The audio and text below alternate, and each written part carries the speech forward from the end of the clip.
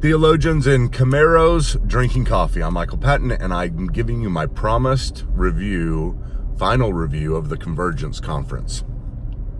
This is a hard one.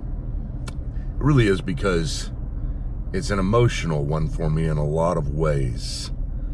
I thought the conference, other than a certain point, was really good. I thought everybody did a great job. I agreed with just about everything that was said, and it was encouraging. Now, I don't judge a conference based upon whether or not I agree with it. Give me a break. That would be silly.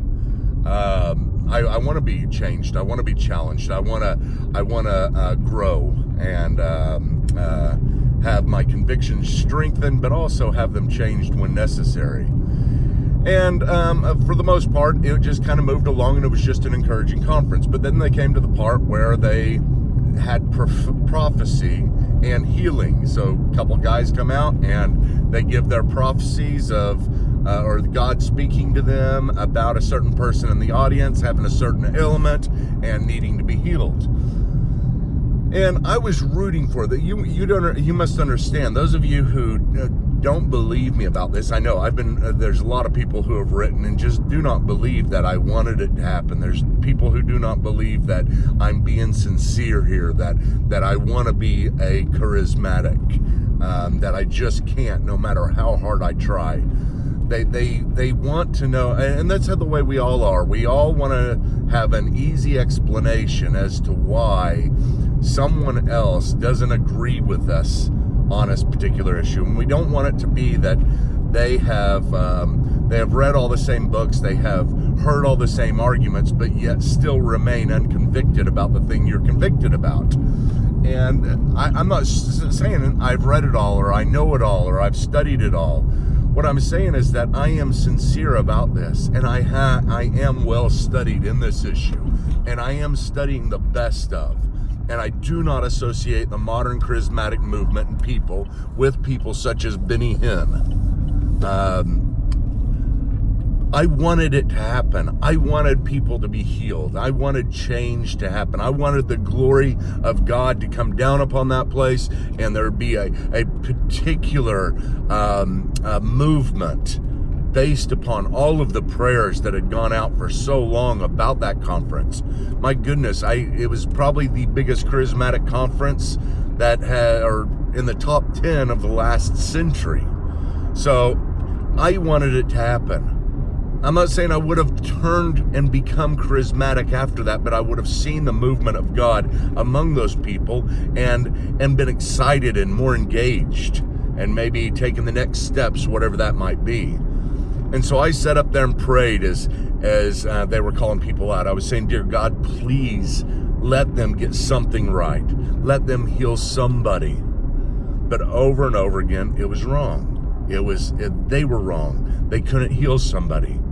And for me, it was the only word was, it was horrifying. It was horrific, because they kept on going, and they were allowed to keep on going, even though they were getting it wrong. Now, to their credit, obviously, there were no plants, the way Benny Hinn does, or someone else. There was nobody in the audience where they were listening through a microphone and knew what was the matter with them. These people in the audience were sincere as well. Is your eyesight better? A guy would look around. No, it's not.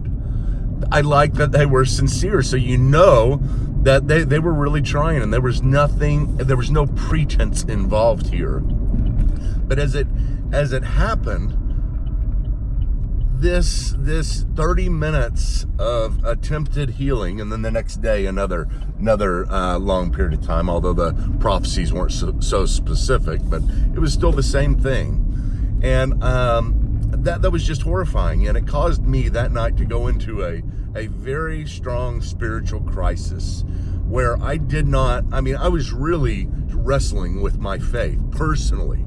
And the reason for this was because I didn't like the idea that there were people such as these guys that were putting the conference together, such as the Jack Deers and the Sam Storms and so on, who I know are very, very intelligent, who I know are good thinkers, who have otherwise very, very good theology, who you can't put in the camp of Benny Hinn. These are critical thinkers. These are good guys. I know Sam very, very well. I've known him very well for nearly 12 years.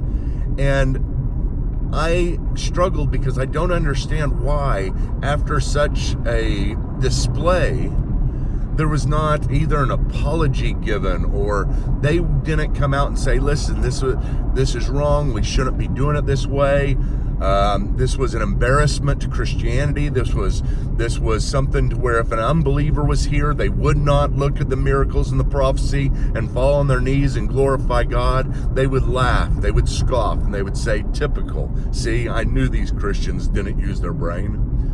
And it was a hard thing for me to go to, because I didn't like the idea that people could believe something, otherwise good people could believe something and want something so badly that they just don't care about the problems that are introduced, and they just let it go. They just pass on by it. So I wrestled all night. I mean, it was a hard wrestling match for me. And I wanted something to happen. That tainted the conference. That defined the conference in the end.